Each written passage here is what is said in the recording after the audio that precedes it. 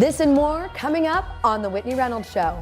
I'm always humbled that people are really moved by the show and my portrayal and my work, and I just see it as an opportunity for God to connect to people in ways that are a little sort of off the beaten path, you know. Victor was one of the first individuals to be diagnosed with Pitt-Hopkins syndrome, and so when his diagnosis came out, there was just so little about what his life would be like. Every time you put your chips into that pot, it's a risk. You may not win. And that's one of the things we love about teaching women to play poker, is they get to practice in a very safe environment, getting comfortable outside their risk zone. The Whitney Reynolds Show is made possible by Simple Modern, drinkware with unique styles for adults and kids. Take us with you. Kevin O'Connor Law Firm. When it comes to your injuries, we take it personally. Together at Peace, a foundation with a mission to generate financial support for hospitals, schools, and many charities that provide compassionate bereavement care and foster spiritual resilience. We are here to inspire tangible moments and share the light of loved ones who have passed away, always doing good in their honor. Children's Learning Place, a school for the earliest learners dedicated to aiding every child in uncovering the power of learning. Our curriculum is centered around empowering young students with the confidence to overcome present and future challenges to promote a brighter future for our youth and community. The Adventures of the Harry Moon book series for kids that focuses on becoming your best self with themes of friends, anti-bullying, and responsibility at harrymoon.org. Kevin Kelly, joeperillo.com, High Five Sports, Fume Claire, Respiratory Health Association, Hearing Health Center, Mike Dyer with Edward Jones.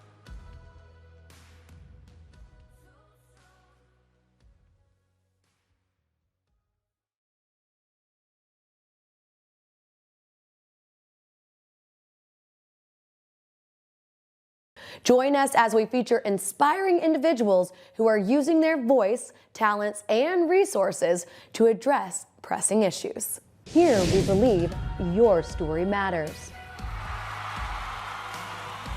Whatever the story is behind those scars, I think it's beautiful. I was that story, the one that needed a safe space. We can build a stage, speak life back into this community. So we created it. From this moment on, everything has changed. Just treat housing as a human right. When I was, I think, 15 months old, my mom adopted me. I've been transitioning for 3.5 years, and I'm nowhere near being close to where I want to be.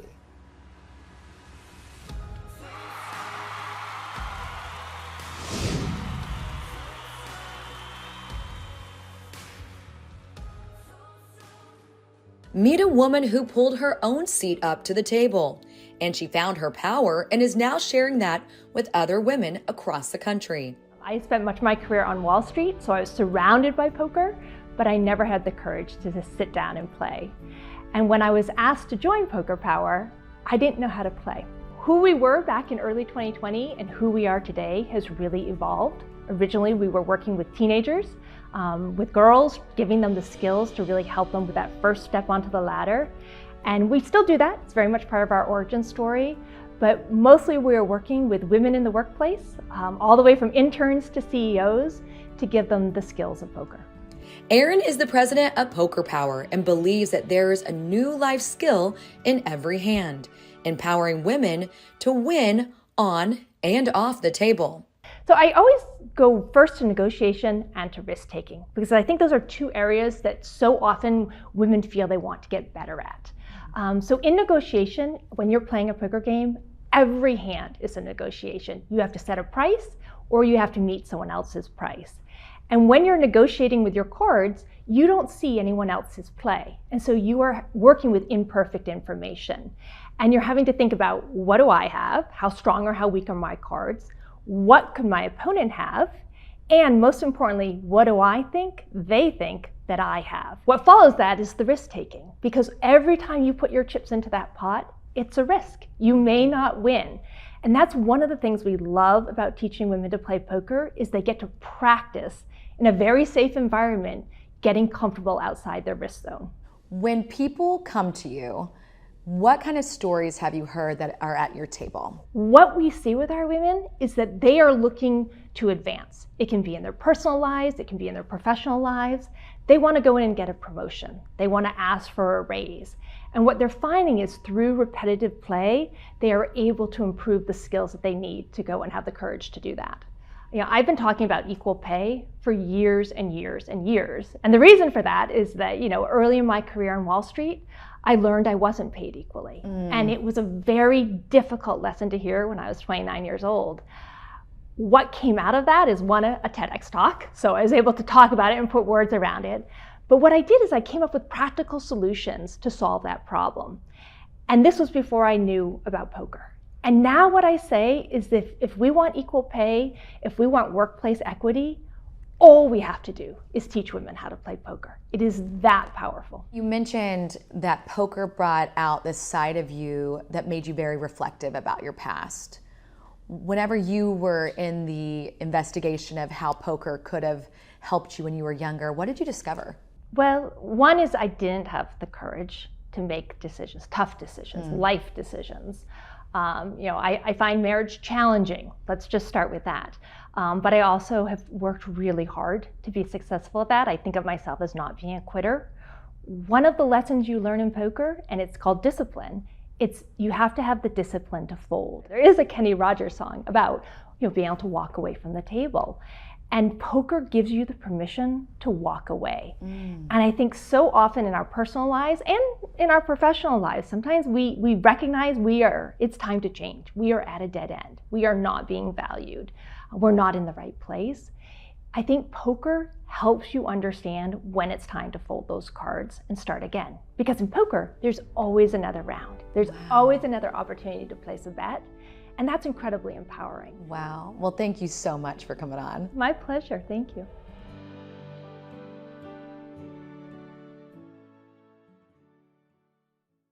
I may not be able to not be Jesus to some people for possibly the rest of my life. And the weight of that just kind of hit me. Hello, how are you? How are you? Nice to meet you. Yeah, I know. This is, like I said, it's not every day that you're sitting down with such a person that has so captivated I would say, every room I'm in when I talk about what you've done with The Chosen. People all have these different viewpoints of what you've been able to create over the 4 seasons. Oh, it's been the role of a lifetime. It's been, it's been life-changing for me. In what way?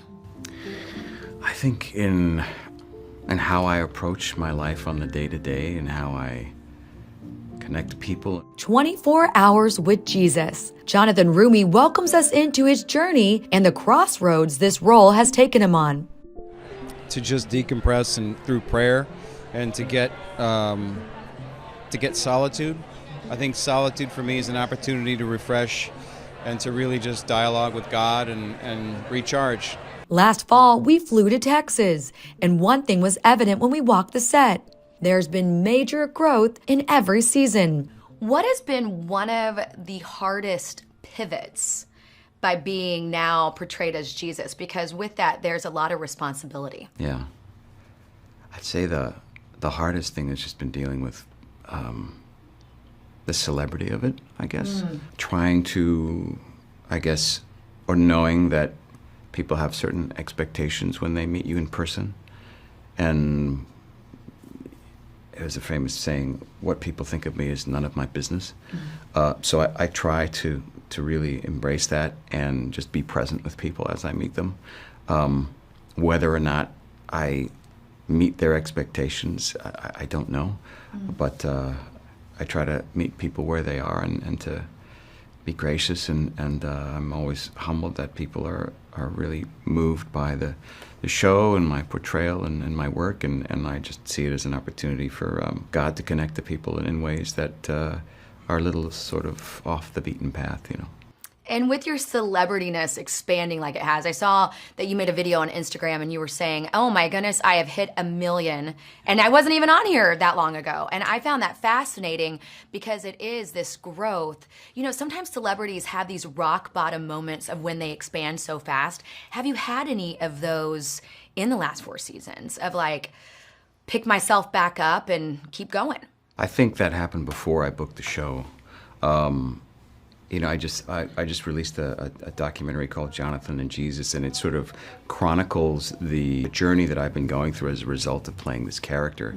And so it's been a reminder of how far that I've been brought, you know. At one point I just needed to and the documentary was at one point where it just kind of came crashing down, and I just needed to sit there and do nothing, because I'm like, I can't get away from it. And as a man of faith, I see this is my path. This is what I've been given. It's been a gift. It comes with a little bit of sometimes discomfort, but so does anything worth having. It shouldn't come so easy, you know, and it hasn't, and it won't continue to be easy, but it will always be worth it. Jonathan was born in New York City and is no stranger to television. From Night at the Museum to The Good Wife, his scope of work extends beyond faith-based. However, each role he plays with purpose. I think for me, I always try to find the inner journey of the character, no matter what he is, what he's done, who he is, where he's been. To me, there's always, because of who I am and what I bring to certain roles, namely myself and my experiences, there's always a journey, a spiritual journey somewhere. And sometimes part of that journey is not having a spirituality, or not, and then where does that fit into a character's life? Even if we never talk about it or see it on screen, for me, in order to ground and motivate the character, even subtextually, there has to be, for me, I have to ask and answer those questions in the character. I don't have healing powers. If there's any healing, it's from me getting to do my art and people deriving something from that internally. But you know, that's what I can do. I can only do with the things that I perceive God has allowed me to do. In your legacy, what do you want it to read? Oh, that I tried to serve God with all my heart, my soul, my strength, and that somehow people were affected by it positively. Now we turn to a college student who made the decision early on that she would joyfully be a caregiver for her brother Victor. Francesca wants people to know that this journey to caregiving isn't a sad decision or forced. It's actually a beautiful gift that she is sharing not only with her brother, but her hundreds of thousands of followers on social media. I'm 21 years old, and I'll be my brother's caregiver in the future. He requires full-time care. My parents care for him now, and they have for the last 18 years. They want to be his caregivers for the next couple of decades. Next year, I graduate from Princeton, and I'm coming home. Don't mistake this for a sad story. We need him just as much as he needs us. You are taking time to be with your brother. Yes. But you don't want the world to think that's sad. Yes. Tell me about that. I think that really all goes back to the beginning for me. My family has always instilled a sense of, I guess, a love for caregiving, and really to emphasize to my sister and I have an older sister as well, to emphasize that caregiving is beautiful and that there are so many things to learn from and be grateful for. And a lot of that started just by learning how to caregive for my brother at a very, very early age. When your brother was born, there wasn't real signs of any type of issue right away. How did that evolve?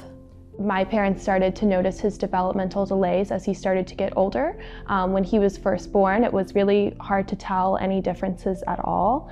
And as he aged, my mom, who was previously a special ed teacher, before she had my brother, was able to recognize some signs and developmental milestones that were not there. And so she started to notice those, and my father also started to notice those. And though they started working on his skills, like walking and crawling, just trying to facilitate that, they also started doing genetic testing. Growing up with this family that is now trying to understand the diagnosis of your brother, what did you feel in that moment? When Victor got his diagnosis, I was probably just a little bit over 5 years old, so I was probably a little bit too young to fully understand what his diagnosis meant, and his diagnosis is Pitt-Hopkins syndrome. It's a rare developmental disorder that causes developmental delays and also complex medical needs. And so I think definitely at the time I didn't understand anything other than, well, my brother has more needs than me. When you have a child or you have somebody that needs extra attention, it does take attention from others away. Right. Was it always, we're on the same team here? It honestly was, and I will give all of the credit to my parents for that. They really emphasized that my entire family, so my sister and I, could be a part of Victor's caregiving team, and we used to call ourselves like Team Palka. How did you navigate taking care of yourself in the midst of being there for your brother? I think that self-care is something that I've grown into a lot. When I was younger, I really started to equate caregiving with just helping in general, and so I noticed a type of inequality within my own family, and that I had abilities that my brother didn't have, and that meant that I had opportunities that my brother didn't have also. So the fear that's associated with having a sibling that is in and out of the hospital, how did that impact you as a kid? One of the most challenging parts is uncertainty, but as a child, you really don't understand whether or not your brother will come home from the hospital and what that really means. Because my parents emphasized that we were a part of my brother's team, and I just loved my brother from the start, and so did my sister, it definitely inspired me very early on to look into the medical field. Right now, I'm a senior at Princeton. I'm pursuing psychology, and I will seek to do a master's in healthcare administration when I finish. Well, and I don't think you would call yourself an influencer, but you are influencing the world with empathy.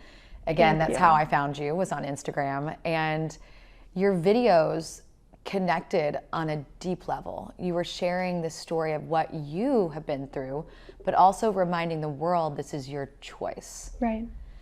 What is it with the videos and what you're doing online that you want people that would find you to know is your story? You don't always see siblings that are a little bit younger doing the caregiving, and I wanted people like me, so other siblings, and just really everyone to see that caregiving is something that is not a burden in my life, and that I find it to be something beautiful, like an art in a way, and it's something that I truly, truly enjoy, and that's all because of the love that my brother has given me. Now, he only knows one word. Yes. But he knows you when you come into a room. Yes. What's his signal to you, like, hey, sis? So his word that he uses is it's kind of like which is really cute, and so he can answer all sorts of yes or no questions, and he really understands a lot when you're talking to him. But he's actually pretty shy, so when I come into the room, I come to him and just give him a big hug, and he's like, ooh, you know, I'm too old for that. He's a teenager, he's 18 now, and so he thinks it's a little funny to be, you know, hugged by his big sister, but I do it anyways. I saw a recent video with him back in the hospital, and you were with him. How jarring is it when you're away to get that call that your brother's in the hospital? It feels very, I guess, just strange and unusual to be physically separated from my brother when he's so ill, especially because I really like to be someone who gives physical caregiving and who just spends time with him whenever I can. So if he is really ill, I sometimes try to fly home if I'm able to, and sometimes that's not an option, and that's challenging. So I really end up calling my parents a lot and just trying to check in with them and provide some emotional support. And you are going to take a gap year in between your studies. Yes. What kind of content are you going to make, and what do you want the world to know with that? I'm really just looking forward to being home with my brother and understanding what Victor's life is like now that he's an adult. You see a lot of children with developmental disabilities online, and even a lot is maybe not the right word, but you see more children than you see adults. And so I think it's really important to provide representation of adults with developmental disabilities, and I call my brother a disability advocate because by showing his life and agreeing to show his life online, he's able to show others what it's like to live with a developmental disability. You're really like teaching the world empathy here. But there's also a component of vulnerability because you're putting yourself out there and you're also putting Victor out there. How have you navigated that? It has all been a very new journey because I just started this page back in May. So it's really just been a few months and the page grew very quickly. So I've had to adapt to sharing, my empathy. That was a mission very early on. That's something that's always been very important to me. And once I started gaining more traction and getting more views on my videos, it started to feel more and more vulnerable. How do you introduce Victor to a future spouse saying, hey, this is my plan? I've always had Victor in my life, so to me, looking at a future with Victor just seems natural. And so I have to kind of step out of my own shoes and into somebody else's to understand what that would look like for someone else. And I've thought a lot about that because a future of caregiving really would change someone's life. And I think that it makes me think a lot about the traits that I would look for in a future partner. But I think I mostly feel excited about what my brother could bring to somebody else's life. Well, thank you so much for coming on and sharing your story. I'm so excited. Thank you.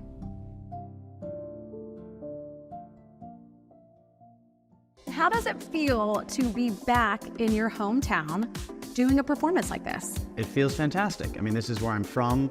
I'm part of a theater company called Looking Glass. And yes, I mean, I love performing in Chicago. There's nothing better. You know, I saw a couple of your different things from the past. I was in the archives, man. And I have to say, I'm a big fan. From the way past. Let's go to the storyline of this play.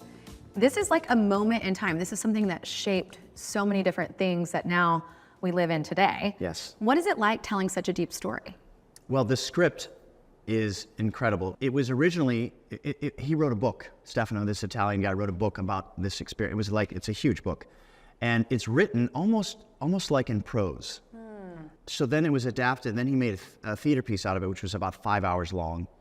And then it was adapted into a smaller piece where now it's just 3 actors telling the story. And yes, it is about, it begins 2008, and then it goes back in time, and we see these 3 brothers who come from Bavaria, Germany, to America, and they have this, it's this immigrant story, Jewish immigrants coming in and creating a life for themselves.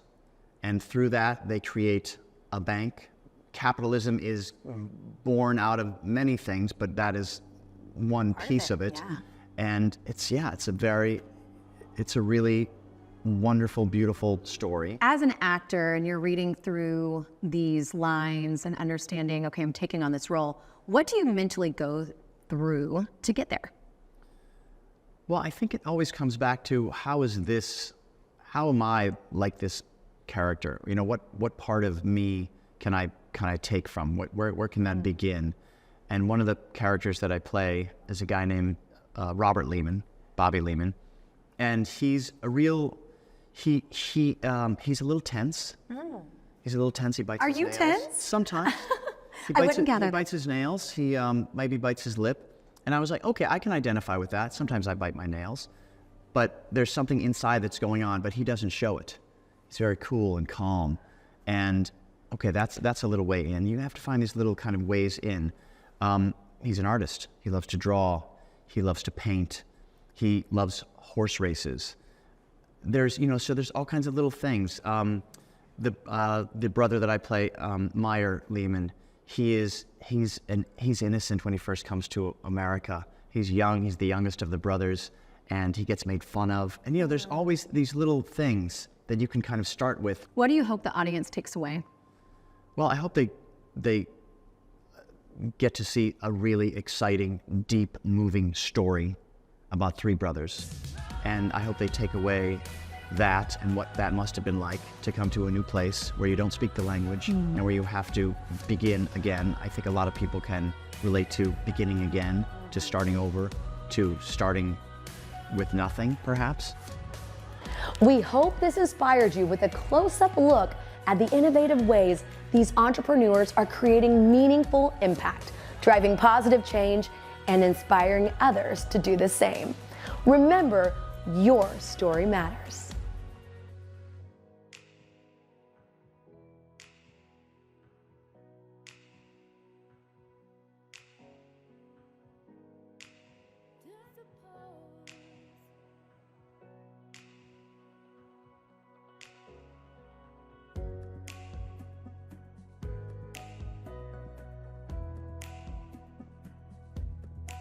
The Whitney Reynolds Show is made possible by Simple Modern, drinkware with unique styles for adults and kids. Take us with you.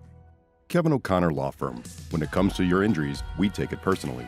Together at Peace, a foundation with a mission to generate financial support for hospitals, schools, and many charities that provide compassionate bereavement care and foster spiritual resilience. We are here to inspire tangible moments and share the light of loved ones who have passed away, always doing good in their honor. Children's Learning Place, a school for the earliest learners dedicated to aiding every child in uncovering the power of learning. Our curriculum is centered around empowering young students with the confidence to overcome present and future challenges to promote a brighter future for our youth and community. The Adventures of the Harry Moon book series for kids that focuses on becoming your best self with themes of friends, anti-bullying, and responsibility at harrymoon.org. Kevin Kelly, joeperillo.com, High Five Sports, Fume Claire, Respiratory Health Association, Hearing Health Center, Mike Dyer with Edward Jones. Want to stay connected to all things Whitney Reynolds?